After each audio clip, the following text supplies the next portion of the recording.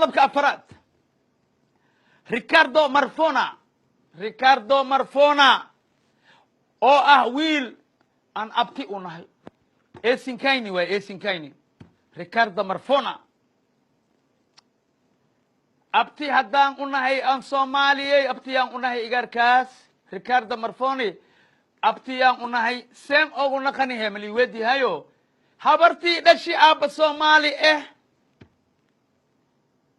sida oo asiga sheegay waxa siri habartay Soomaali waaye dawladda Soomaaliya inaan la shaqeeyo ma u imaanin aniga waxaan u imid abtiyaalkay inaan la shaqeeyo haye wax ka badiyaba abtiyaa loo yahay haddana waa wiilka shirkadda rakaweysa hawada la socdo ama keeni faaliyaha qaranka ismeel walba ma tagaayo faaliyaha qaranka ayaa wiilkaasi la kulmay oo magaciisa la yiraahdo Ricardo Marfone okay wareysi aan la yeelana kadib hooyadiisa waxa uu noogu sheegay in la yiraahdo Teresa Ali Bates Ricardo Marfone habartay magaceed waxa way siri Teresa Ali Bates Teresa xabad leh oo ka seeni oo waliba gagaduuda oo khatar halis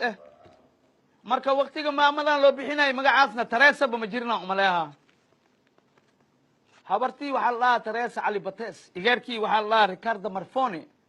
marka ogaada Soomaaliyey dad badan inay naga maqan yihiin oo adduunka buuxo Teresa ilaahay manoo kaso okay ila folku taala Ricardo Marfone iyo Teresa Ali Bates iyo faaliyaho wareysi la yeeshtay daawasho wacan maanta waan faraxsanahay oo inta ka shaqeeyo oo abtiyaasheena u shaqeeyo oo wadanka u shaqeeyo oo Soomaalida ku soo noqoto wixii hore ahayd hooyadeyda magaceedu waxa ay Teresa Ali Bates maxaa jira hooyadeyda Soomaali aabahayga Talyaani waa hore Talyaaniga markii joogay 60kii 70kii dadkaas annahay oo Talyaaniga ilmaha dhalay toorada markii dhacday wadanka waan ka baxnay maxaa jira waxa la dhahay Soomaalida anaka wadanka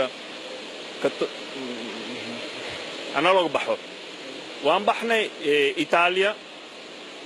xagga skoolan ku bartay xooga Talyaani aan galay markiin ka soo baxay warshada oo Leonardo la dhaho hadda oo air traffic control sameeyso meehasan ka shaqeeyaa haddana contract